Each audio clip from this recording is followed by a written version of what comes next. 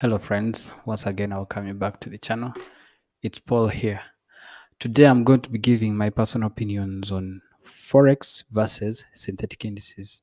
All you should know even before I proceed is that I trade both, so don't dump one just because I've said anything. So basically I'm giving my personal opinions on them, on both of them.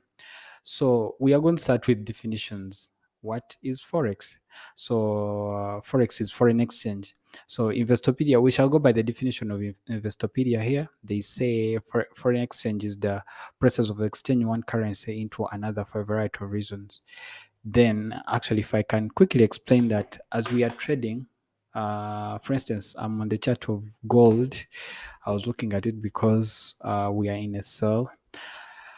So here we are exchanging gold against the US dollar. So basically, if at all we choose to sell, it implicates, given that we are here for making profit, it implicates that the whatever is happening on the side of gold is so good, better than what is happening. I know if we are selling, it's like whatever is happening in the United States economy is better off for gold to be coming down.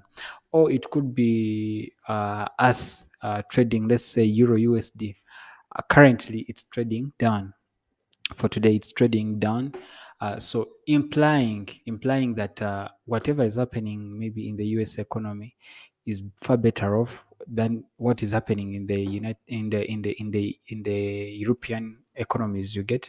So basically, if I can just bring it out ideally, but then we are here for making profit. Then let's go and define what are synthetic indices. Actually, I mainly brought out this video because a lot of information is there about forex, but not a lot of information is there about synthetic indices. All you can find are strategies and all that. So we are going to go by the definition of deriv, because deriv is the only broker that offers synthetic indices, and they say synthetic indices are unique indices that mimic real world market movement but with a twist. And they go on to explain they are not affected by real world events. These indices are based on a cryptographically secure random number generator, have constant volatility, and are free of market and liquidity risks. So this is the definition they give, and they are the only broker that provide these indices. I'm talking about VIX 75, boomer crash, range break, jump indices, and all that.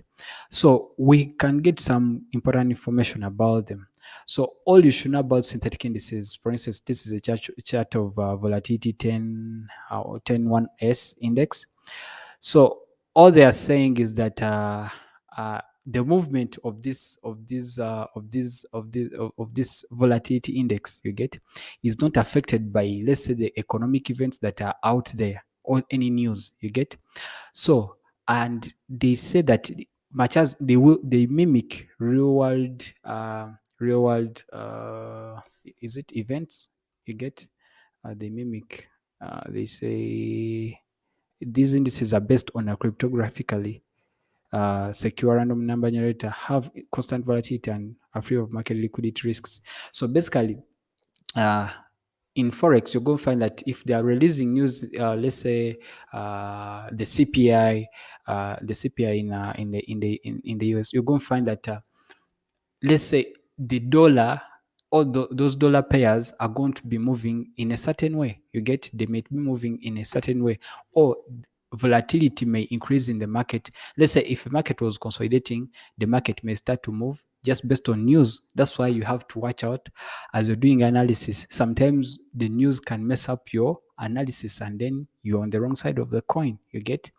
But here, for synthetic indices, they are saying that the movements here are not affected by news, but rather, I can just put it simply, a computer code. It was coded cryptography. It's, if at all you know about cryptocurrencies, how they are minted. So, which means the algorithm is maybe fairly transparent. Anyone could know, but still there's not much information even here on deriv about how these movements are generated. You get cryptography. Okay, let's take it like that. But for my personal experience trading them, you get, uh, generally it's like they respect so much price action. You get? So they're not going to be affected by fundamentals, let's say news coming out, but they respect those supply and demand, whatever you can use. Though there's those, though you can also be successful with other strategies, but basically here, as the code is delivering, it's like if you want to be good at price action, if you're good at price action, actually you're going to find that you're going to find more success trading, or you're going to find a lot of success trading at these synthetic indices. Just because here on, let's say when I'm trading gold, I could have my good setup. For instance, now according to my analysis, which most of which I've done on MT4, uh, you're going to find that I'm in for sales, for massive sales. You get on MT4, but any news could come out just in a moment, and then you find that gold is buying. You get? So that's what that's the difference. You're going to find that if at all you do proper analysis, and let's say you're moving from this point to this point, the market will just go there. But now I'm done explaining that. So I want to give my personal experience like trading both. Now let's start with forex, and I'm on the chart of Euro USD. Now for Euro USD, for forex, what I like about it uh, is that most of the time, if at all it's a trend that is going up, you get. If at all the trend is going up, you get. If I want to join in on a trend that has started, you get. For instance, the market was buying from here to this point, you get. Now, for forex, I found that personally it's easier for me to join onto the trend. If at all I identify, because I'm saying that we are selling because we are in a supply zone or an area where we expect to be selling. You get? So I found out that sometimes it's much easier for me to join on the trend for forex. Why? You're going to find that for forex, if I can quickly show you, uh, as the market moves, there are those moments when the market retraces. You get? When the market retraces. Now, if at all we get a shift in market structure, you get? When we get a shift in market structure, and then we're buying, you're going to find that, let me go on M15. You're going to find that those blue boxes are actually representing they're showing us the Asian session. So from my personal experience, the moment we it's easy to anticipate in forex, because generally you're going to find that most of the time during the Asian session the market is consolidating. You get? So at least it would be easy for me, if at all I've found that, let's say we've gotten a shift in market structure, I can jump onto the trend the following day. You get? Because I know during the Asian session the market will be consolidating. At least it's easy to anticipate. Now I have an important point that I want to put out, is that in forex or in trading, it's like a business. You anticipate the future. There are those zones when you anticipate that at this point in time, the customers will not be many. You get? Customers will not be many, and then it gives you time to think. You get? And at this time they will be starting to pick up. At this time there will be many. You get? Let's say in the morning, I prepare food. Let's say I only provide lunch. My business only provides lunch. So you find that you have your timeline of doing all the activities, and then let's say by one, people are flocking in to take your food. You get? So you're going to find that, for forex, personally I like it just because it's easy. These consolidations, personally, they could be good or bad, but at least for me they give me time to analyze. They give you time to analyze, and then jump onto, this is the New York session, the active trading hours. So this is the time when you've done your proper analysis, let's say during the Asian session, London session, and then the New York session comes when you've done your proper analysis, and then you take you join onto the market, and then let's say you make profit. You may be closing off. Sometimes you may scalp off. Sometimes you may hold. You get? So that's what I like general about forex. Now, it's something that you're going to find different here in synthetic indices. Now, for synthetic indices, currently this is we are in for some I'm in for buys on Jump 25. But now, what I wanted to bring out is that you're going to find that given that these synthetic indices, they're not, you don't, it's hard to anticipate that from this time to this time, the market, the momentum will be like this. It's hard for you to determine. You get sometimes momentum might be there for your setup when you're sleeping. You get so that's what is annoying about synthetic indices. Let me go here on a chart of step index. Now, there's something really funny that happened on step index. You're going to find that actually, even step index, I'm in for sales. We are still dropping. But then, what's really funny is that you see this consolidation that happened right here. You get this consolidation that happened right here. You get you're going to go on your charts. I love those ones that go on the charts right away. I'm on H1. This consolidation that you're going to see went on for about, it was 12 to 13 days. You get 12 to 13 days. Now, what you should know is that when the market is consolidating, sometimes you really need to be careful. You get now here it is what we call, okay, most of the time we call it gathering liquidity. Now, yes, on the first day they had showed us clear indications that they were coming to this supply zone. You get to this area of supply. But then, for someone who just jumped off, or if you had done your analysis and then you had missed out something, you'd be enticed to be taking or to be participating in the sales and the buys. So here, you don't know the time when it will end. You get they could hold this consolidation for 2 days, for 3 days. You get, but then it's something that you're going to find that at least in forex, there are those, it's easy to anticipate that the momentum in this at this time will be like this. You get, so it's much easier to me. You get, you're going to find that Asian is consolidating and then market picks up, momentum picks up at certain times of the day. You get, so that's why that actually it's the main important reason as to why I made this video is that it's good for the market sometimes to slow down. These consolidations, they give you time to think.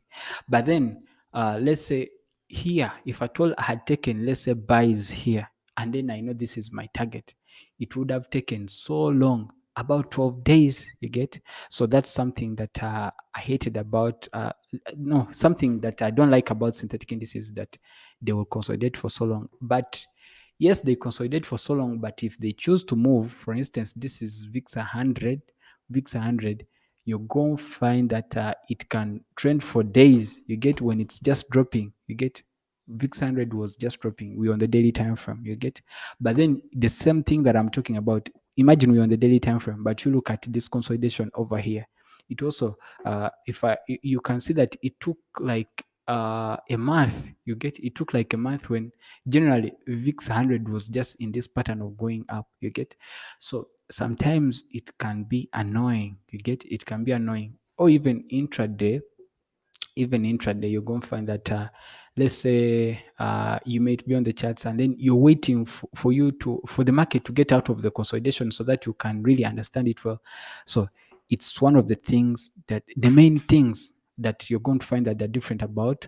That you're going to find differing forex, differing from synthetic indices, but they can all be good. You get, for as long as you know what you're doing. You get, for as long as you know what you're doing, they are all good. Actually, you can make good profit. And then for these synthetic indices, all you need to know, a quick guidance, is that you really need to take time to study. And then one thing that is causing people to lose, much as they've been let's say successful in forex, is that they don't take time to practice. So, for instance, if I'm trading VIX Jump 25, you get, its volume and all that is different. You get, so it is something. Actually, that's why for me I put a hold on trading VIX 100 for now. You get, until a later date. I do a lot of analysis on it, but then I'm doing more practice on it. Why?